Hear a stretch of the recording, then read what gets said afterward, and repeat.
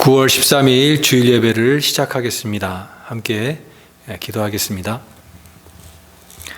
너희 안에 이 마음을 품으라. 곧 그리스도 예수의 마음이니 그는 근본 하나님의 본체시나 하나님과 동등됨을 취할 것으로 여기지 아니하시고 오히려 자기를 비어 종의 형체를 가져 사람들과 같이 되었고 사람의 모양으로 나타나셨음에 자기를 낮추시고 죽기까지 복종하셨으니 곧 십자가에 죽으심이라. 이러므로 하나님이 그를 지극히 높여 모든 이름 위에 뛰어난 이름을 주사 하늘에 있는 자들과 땅에 있는 자들과 땅 아래에 있는 자들로 모든 무릎을 예수의 이름에 꿇게 하시고 모든 입으로 예수 그리스도를 주라 시인하여 하나님 아버지께 영광을 돌리게 하셨느니라. 오늘도 우리를 예배 자리로 부르신 하나님 앞에 찬송과 영광과 존귀를 올려드립니다. 이 시간 모든 이름 위에 뛰어난 예수 그리스도 이름 앞에 우리가 함께 무릎을 꿇고 우리의 마음을 다하여 드리는 귀한 예배가 될 수 있도록 인도하여 주옵소서. 주님 홀로 영광 받으시기를 간절히 비고 원하며 감사드리며 예수님 이름으로 기도드리옵나이다. 아멘. 우리 이 시간에 다 같이 찬송가 53장입니다. 하늘에 가득 찬 영광의 하나님 찬양 드리겠습니다.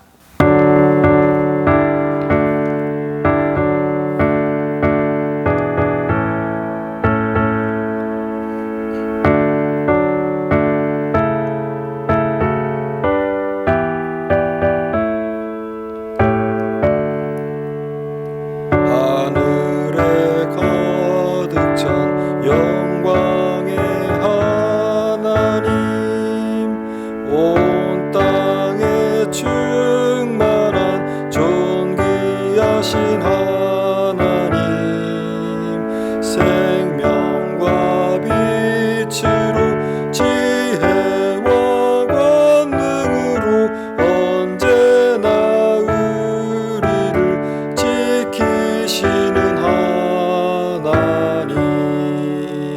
성부와 성자와 성령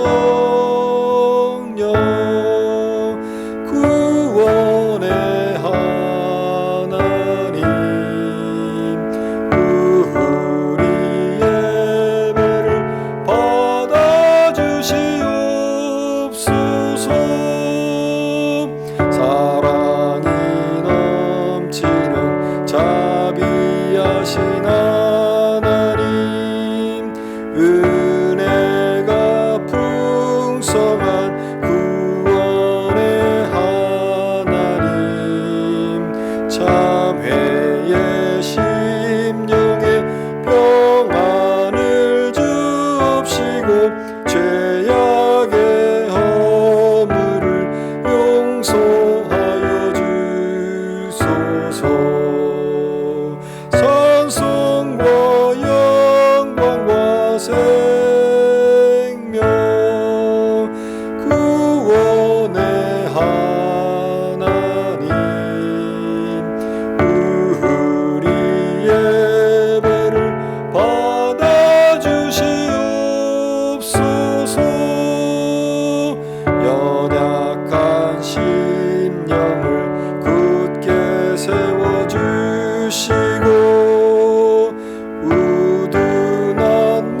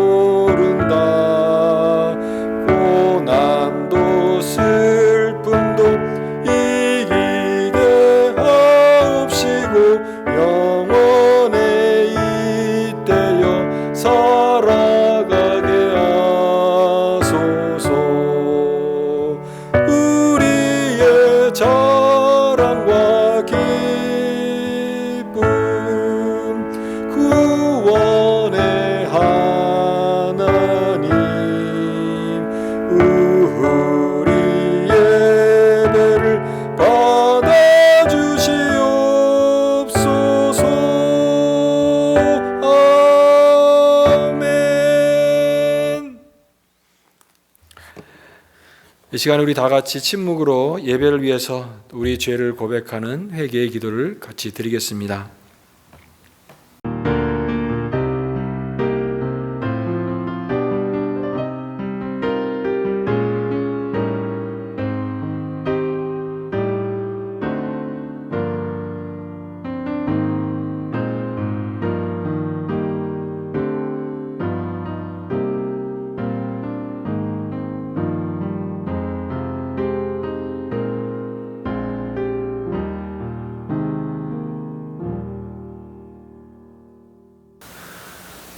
우리를 예배의 자리로 인도하시고 우리의 마음을 받으시며 예배드리는 자를 기쁘게 받으시는 하나님 아버지께 감사와 찬송과 영광을 올려드립니다. 이 시간 우리의 모든 것을 내려놓게 하시고 다시 가난한 심령이 되게 하시며 오직 하나님의 은혜만을 간구하는 자들이 되어서 각 사람을 외모로 취하지 아니하시고 그 중심을 보시는 하나님 앞에 오늘 우리의 있는 모습 그대로 상한 심령 그대로 나아가는 예배가 되게 하여 주옵소서. 그래야 이 시간도 우리를 향한 하나님의 선하심과 인자하심이 크고 놀라운 것을 깨닫는 귀한 시간이 되게 하여 주옵소서.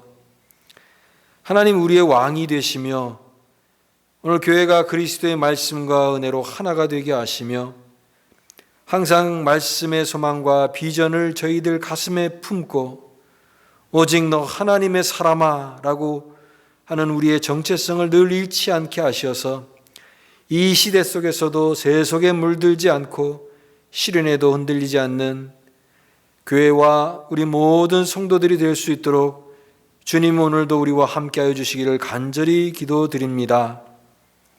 특별히 모든 성도들 한 심령 한 심령 주님 앞에 올려드리며 함께하여 주시기를 위해서 기도합니다.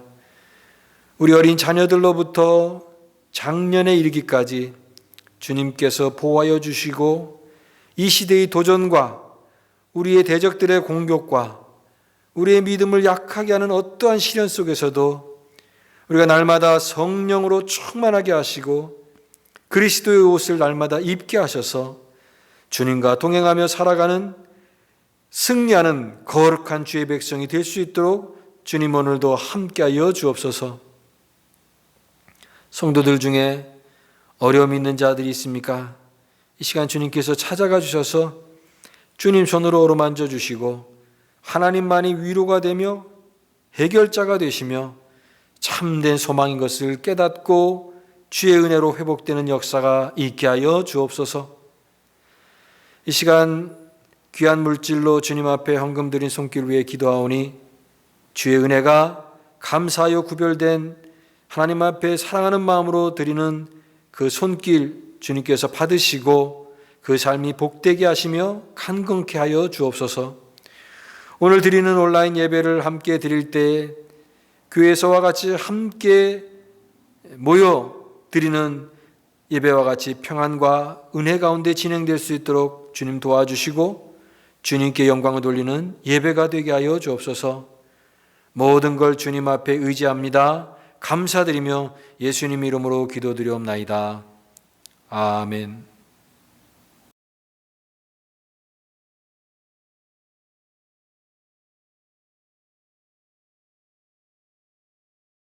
오늘 우리에게 주시는 말씀 에베소서 6장 16절에서 18절 말씀입니다. 모든 것 위에 믿음의 방패를 가지고 이로써 능히 악한 자의 모든 불화살을 소멸하고 구원의 투구와 성령의 검 곧 하나님의 말씀을 가지라. 모든 기도와 간구를 하되 항상 성령 안에서 기도하고 이를 위하여 깨어 구하기를 항상 힘쓰며 여러 성도를 위하여 구하라. 아멘. 오늘 우리 계속 전신갑주에 대해서 배우고 있습니다.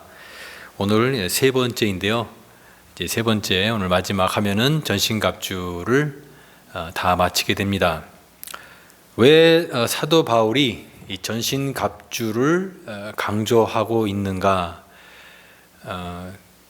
뭐 들어도 되고 안 들어도 그만이고 알아도 좋지만 몰라도 상관없는 그런 말씀이 아니라 우리가 성도에게 반드시 필요한, 꼭 알아야 되는 그런 귀한 말씀이기 때문에 본문이 주어졌다 생각이 됩니다. 그 전신갑주를 입어야 할 만큼 우리 그리스도인의 삶에 그 치열하고 또 이 영적인 그 대적이 항상 있다라는 것을 오늘 말씀을 통하여 또 우리가 깨닫게 됩니다. 그래서 이렇게 실제적인 필요를 알고 이 말씀을 우리가 좀 삶에 실제적으로 적용하길 원합니다. 그래서 우리가 날마다 그리스도로 옷 입는 삶, 그 그리스도의 옷을 입고 성도로서 이 세상에 능력 있게 살아가는 것, 그것이 바로 본문이 우리에게 주는 귀한 교훈이다라고 생각이 됩니다. 오늘 그 마지막에 믿음의 방패, 그 다음에 이제 구원의 투구, 성령의 검, 이 세 부분을 같이 살펴보기 원합니다. 오늘 16절 말씀에 모든 것 위에 믿음의 방패를 가지라, 믿음의 방패에 대해서 말씀하고 있습니다. 우리가 지난번에도 이 전신갑주에서 다루는 그 주제들이 굉장히 큰 주제들이라고 얘기했습니다. 믿음의 방패인데요. 그 믿음도 얼마나 큰 주제입니까? 믿음에 관해서도 설교를 한다면은 맨날 며칠 1년을 해도 모자랄 정도의 그 큰 주제임이 틀림이 없습니다. 그래서 우리는 이 믿음이라고 하는 것이 왜 방패가 되는가, 이 방패의 역할, 또 방패의 어떤 특징에 그 한정된 범위를 제한을 해서 이 믿음을 이해할 필요가 있다라 생각이 됩니다. 방패의 기능은 명확하게 뭔가를 이제 막는 것, 방어죠, 방어.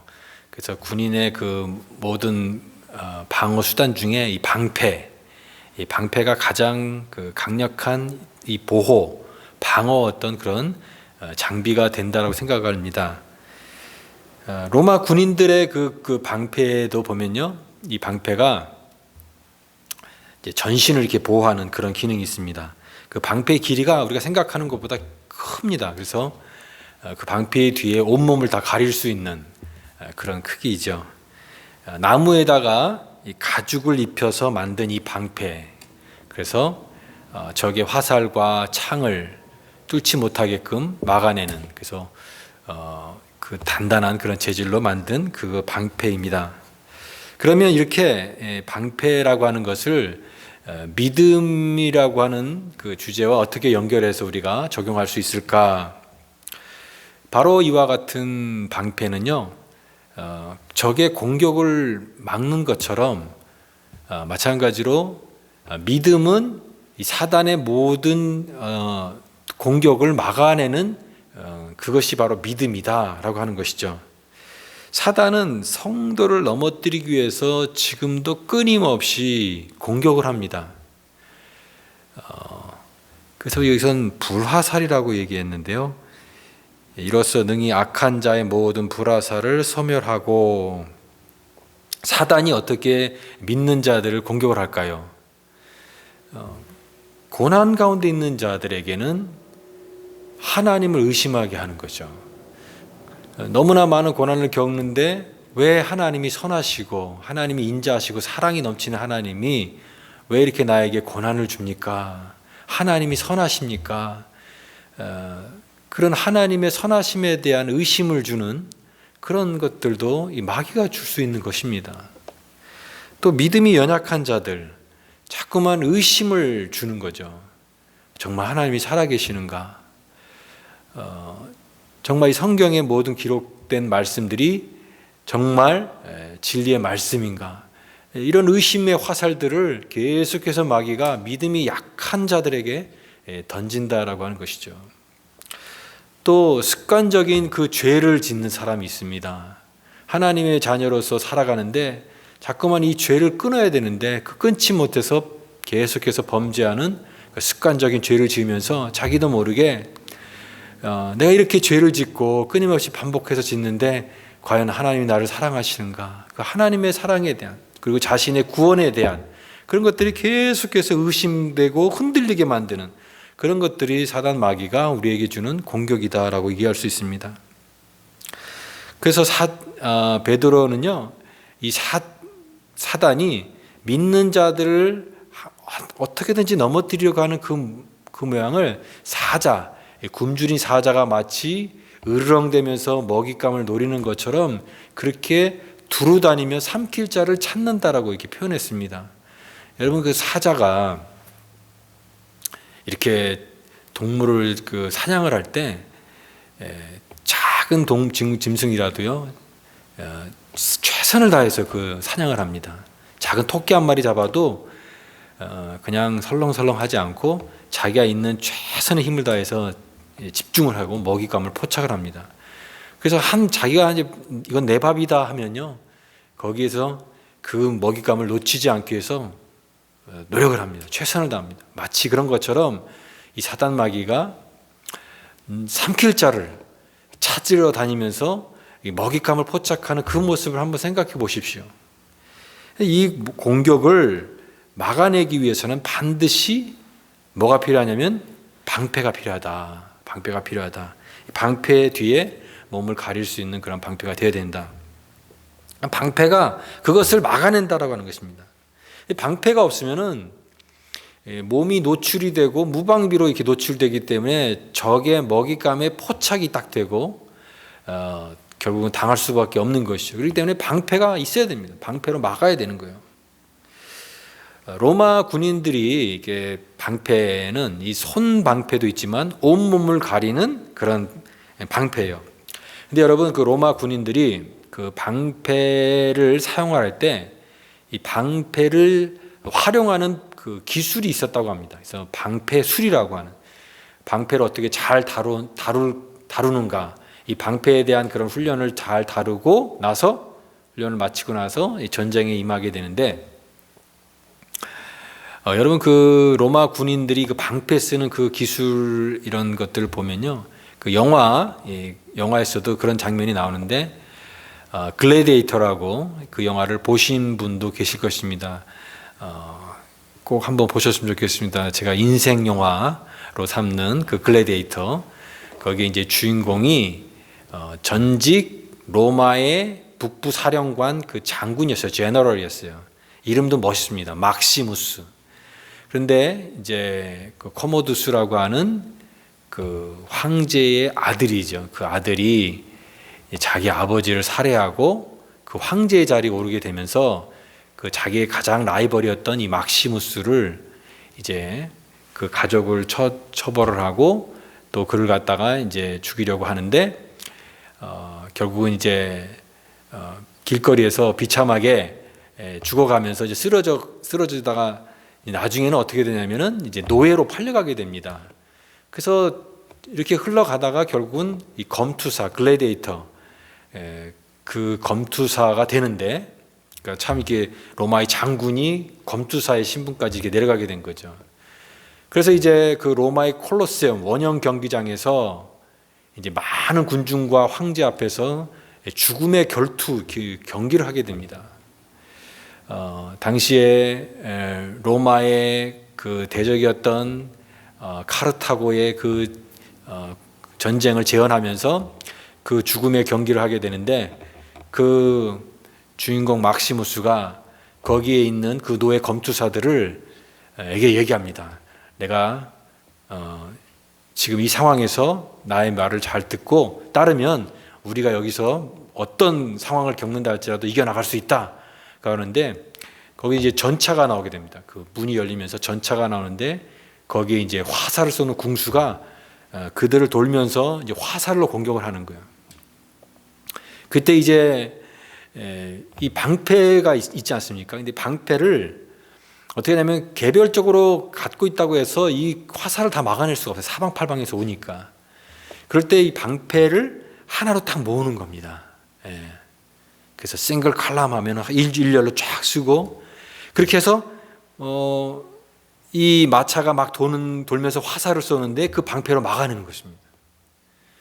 그리고 나서 어느 순간에 다이아몬드 하니까 이 다이아몬드 형태로 이 방패가 쫙 늘었으니까 그 오던 전차가 탁 부딪히면서 거기서 이제 막 그들을 이제 이겨나가는, 승리하게 되는 그런 모습을 보게 됩니다. 이 방패술이죠. 이 방패가 모으기도 했다가 딱 모으면 고슴도치처럼 딱딱하게 이렇게 딱 껍질을 형성을 해서 적의 공격, 화살을 막아낼 수 있는 거예요.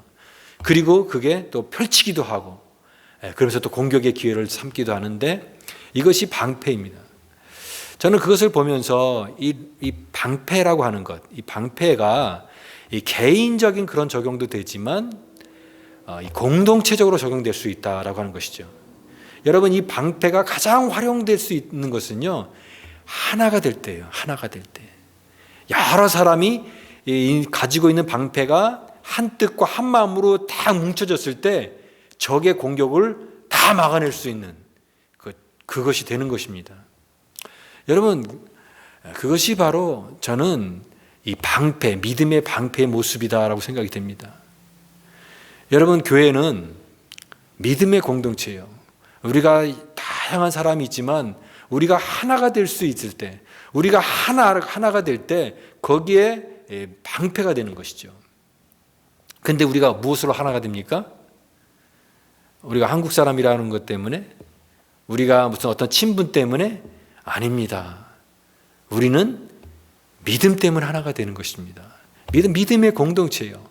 믿음 안에서 그 믿음으로 다 응축이 되고 하나가 되어질 때 거기에 믿음의 방패가 되는 거예요. 그 방패 아래서 모든 화살들을 막아낼 수 있는 그 안전한 것이, 그것이 바로 방패입니다. 여러분, 가정도 마찬가지 아니겠습니까? 가정의 부모가 방패가 되는 거예요. 그 방패 아래 우리 자녀들이, 어린 자녀들이 보호받는 거예요. 방패 아래서. 어려운 일이 당하고 인생의 큰 위기 속에서도 부모가 기도하면서 하나님 말씀을 붙들고 나가는 그 모습이 방패예요. 그 안에서 우리 자녀들이 부모의 모습을 보고 그 안에 안전하게 거하는 것입니다. 방패는 한 마음과 한 몸이 돼요. 그 믿음이에요. 믿음의 방패입니다. 오늘 이 시대에 너무나 많은 위험에 노출된 이 시대 속에 믿음의 방패가 필요한 거예요. 믿음의 방패를 다 가지고 있는 사람, 그래서 여러분, 이 모든 것들, 위험을 다 피할 수 있는 그 주님의 보호 아래에 있는 이 방패, 우리 교회와 또 우리 가정이 이와 같은 믿음의 방패 안에서 주님의 그 안전과 또 그런 은혜를 경험할 수 있기를 간절히 바랍니다. 그 다음에 두 번째로는 구원의 투구라고 했습니다. 구원의 투구를 쓰라. 투구는 이 머리에 쓰는 것이죠.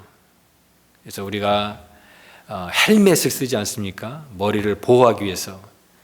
머리가 왜냐하면 가장 중요한 부위이기 때문에, 머리가 가장 위험에 노출되어 있는 그런 곳이고 또 안전을 해야 되기 때문에 이 헬멧을 쓰는 것처럼 이 투구를 쓰는 것입니다. 근데 여기 투구는 이 구원의 투구라고 했습니다. 그러니까 구원의 투구라는 말은 우리가 구원을 이 투구처럼 단단히 써야 된다. 그 구원만이 우리를 안전하게 하는 그 투구와 같은 것이다라고 하는 그런 강조를 하는 것입니다. 근데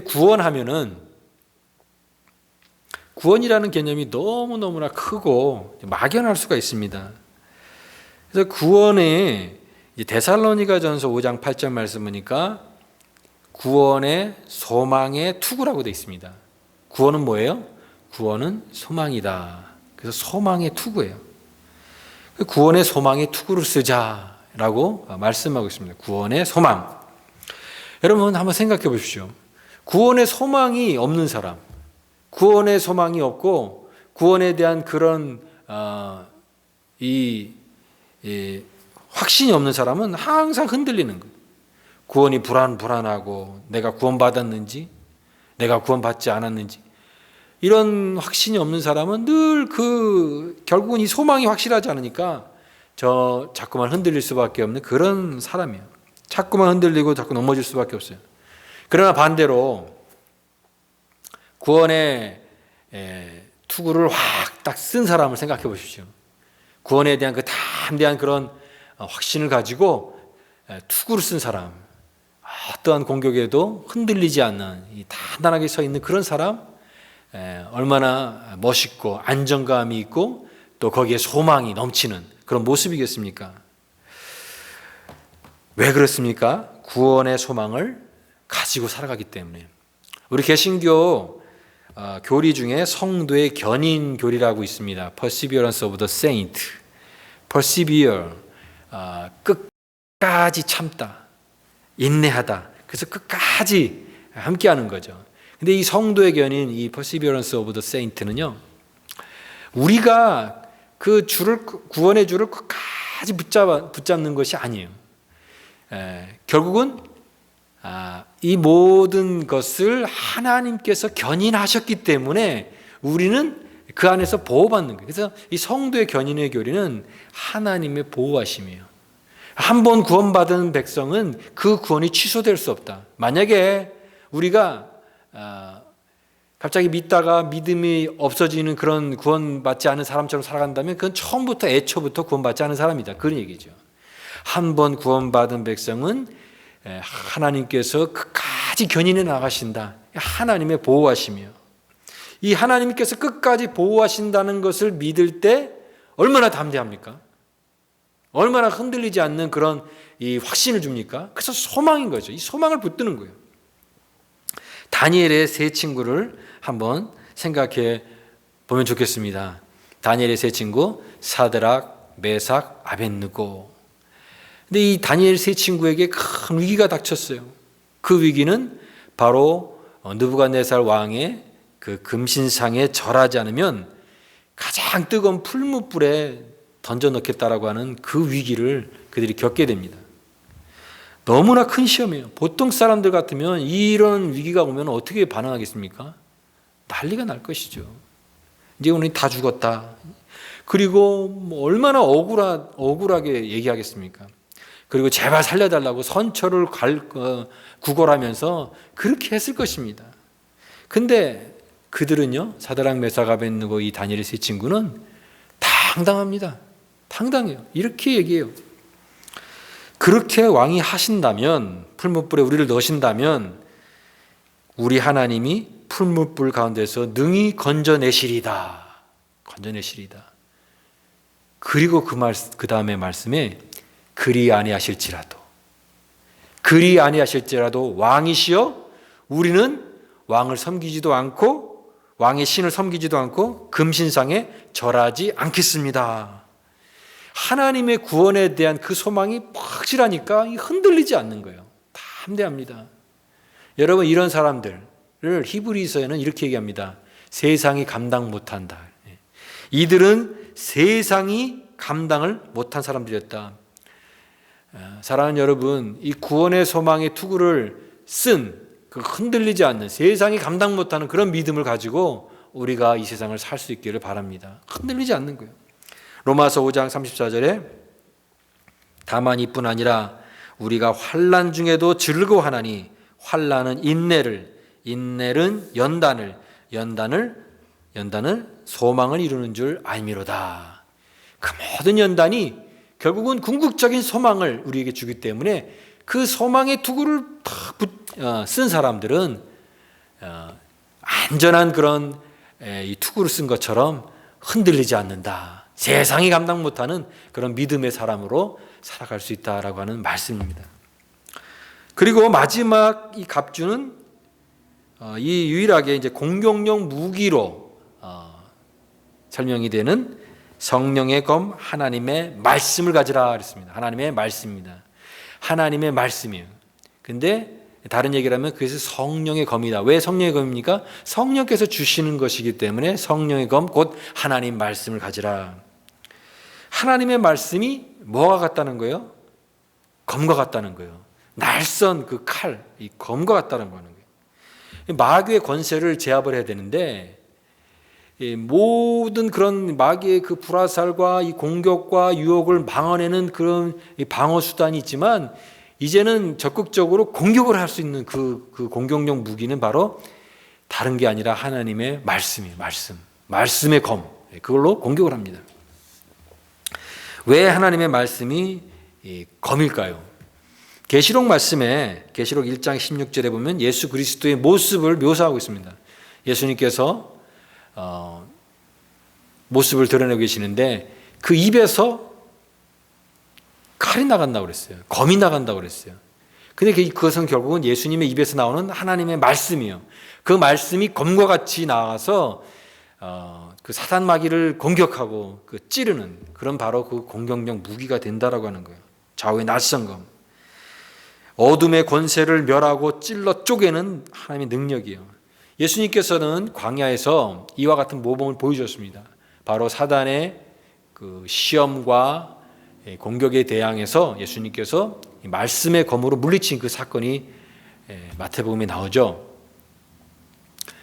예수님께서 40일 동안 금식 기도를 하셨잖아요. 근데 그 사단이 와가지고 첫 번째 그 시험한 게 무엇입니까? 네가 하나님의 아들이거든 돌로 떡을 만들어 보라. 그 두 번째 시험 무엇입니까?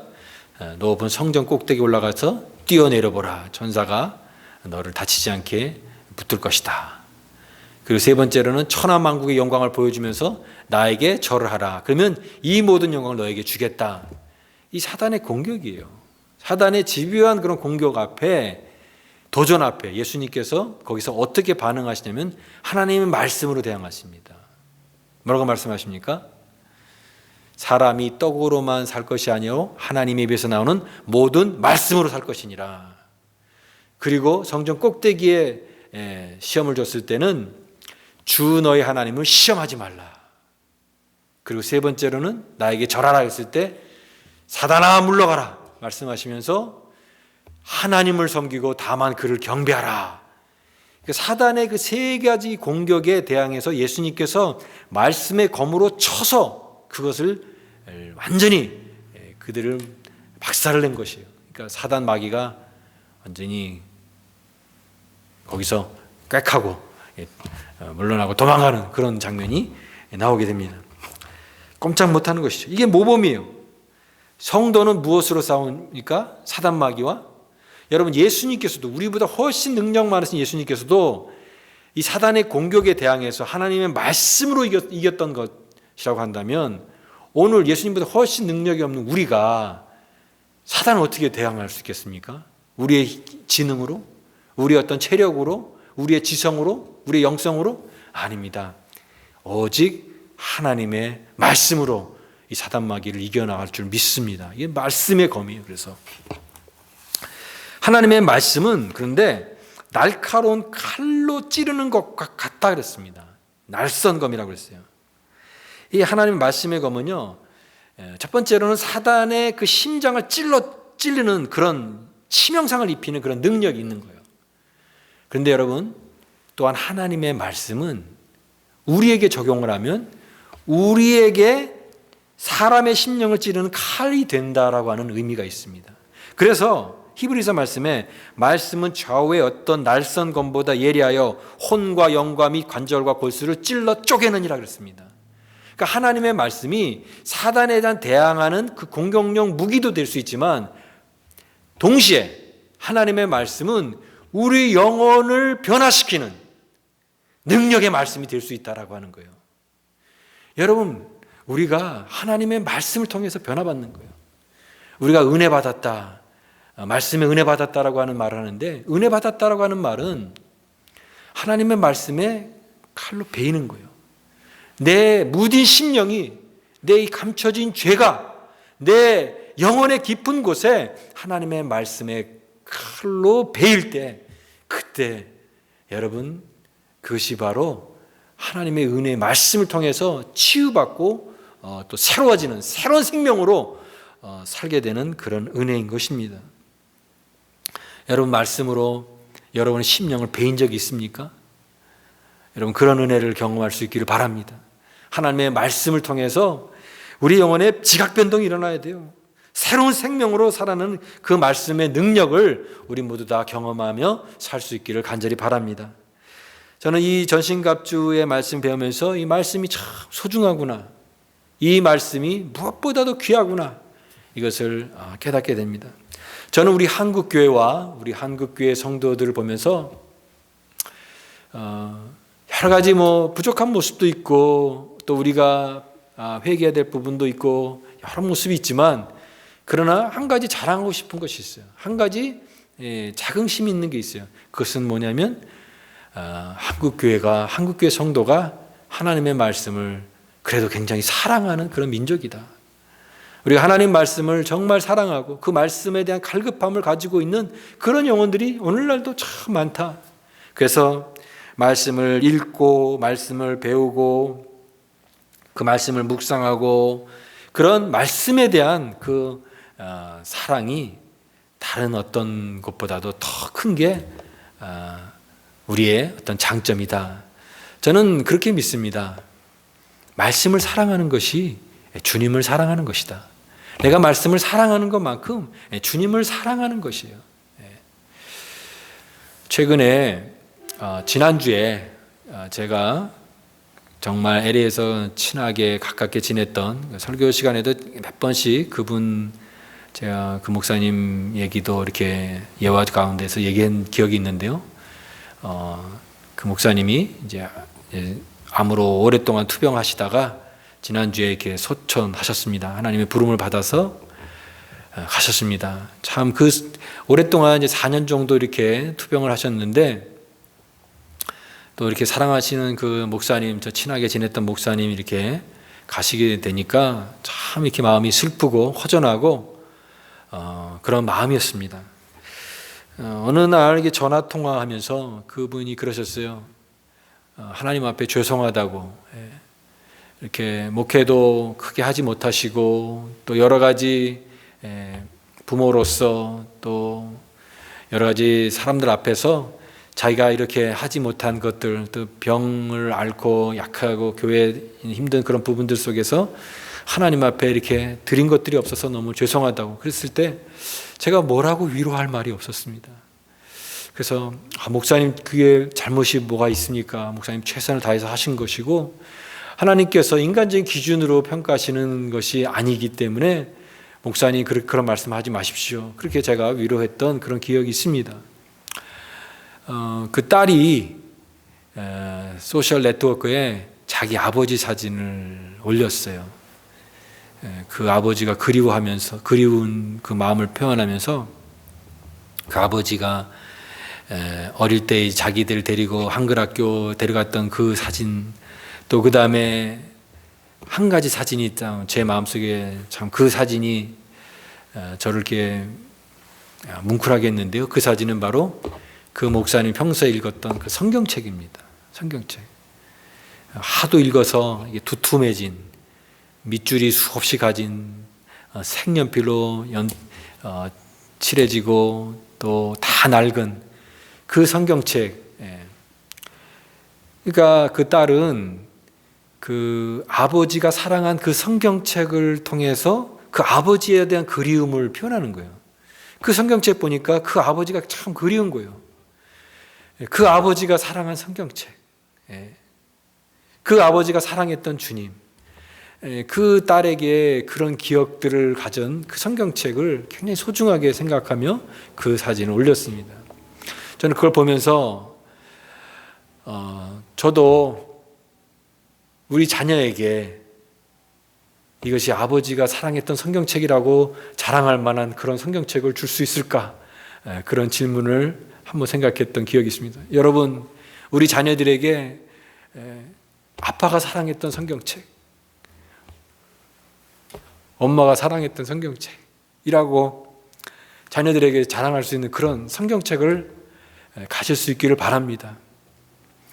여러분, 말씀을 사랑하는 것이 주님을 사랑하는 것이에요.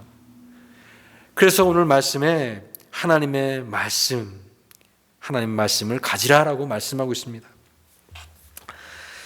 사랑하는 여러분, 주의 말씀을 붙들고 살아가는 자는 이 세상의 모든 영적 도전을 능히 이겨나가는 줄 믿습니다. 여러분, 오늘 우리가 이 3주 동안 이 전신갑주의 말씀을 나눴습니다. 18절 말씀을 자세히 다루진 않지만 기도와 간구를 하되 항상 성령 안에서 기도하고 이를 위하여 깨어 기도하고 여러 성도를 위해서 기도하라고 했습니다. 여러분, 이 6개의 전신갑주의 완성은 기도입니다. 기도를 통해서 이 전신갑주가 완성체가 되는 것이죠. 그래서 바울은 기도를 강조하는데 성령 안에서 기도하고 항상 힘쓰고 여러 성도를 위해서 기도하라라고 말씀하고 있습니다. 우리가 이 팬데믹 상황 속에서 우리가 대면할 수 없는 이 비대면 예배를 통해서도 우리가 그런 상황에 있지만 우리가 항상 기도에 힘쓰고 여러분 특별히 성도를 위해서 열심히 기도해야 되는 줄 믿습니다. 서로를 위해서 간절히 기도하는 성도가 되실 수 있기를 바랍니다. 오늘 이 세 가지 살펴봤습니다. 믿음의 방패, 구원의 투구, 하나님의 말씀. 이와 같은 이 모든 것을 하나로 묶는 기도. 그래서 여러분 이것을 통해서 우리는 그리스도를 옷 입고 사는 것입니다. 날마다 그리스도를 옷 입고 사는 사람, 그것이 바로 그리스도인의 영적 무장이고 전신갑주, 하나님의 전신갑주입니다. 이 세상에 너무나 많은 유혹이 있고 도전이 있고 지금도 사단 마귀는 어떻게 하든지 한 사람의 성도를 넘어뜨리기 위해서 호시탐탐 노리고 있는 이 마지막 시대에 이 모든 도전 앞에서도 여러분 흔들리지 않고 이 영적인 싸움에서 결코 넘어지지 않는 그런 하나님의 전신갑주를 취해서 날마다 승리하는 거룩한 주의 백성으로 살 수 있기를 간절히 바랍니다. 오늘 이와 같은 은혜가 우리에게 있고 승리하는 우리 거룩한 주의 백성의 삶이 될 수 있기를 간절히 축복합니다. 기도하겠습니다. 하나님 아버지 감사합니다. 오늘도 우리에게 주신 말씀 기억하기 원합니다. 믿음의 방패를 갖는 삶이 되게 하여 주옵소서. 구원의 투구를 쓰게 하시고 하나님 성령의 검 하나님의 말씀을 가짐으로 우리에게 있는 모든 영적인 도전들을 물리치고 하나님 앞에 담대히 살아갈 수 있는 날마다 그리스도를 옷 입고 승리하는 거룩한 주의 백성으로 살게 하여 주옵소서.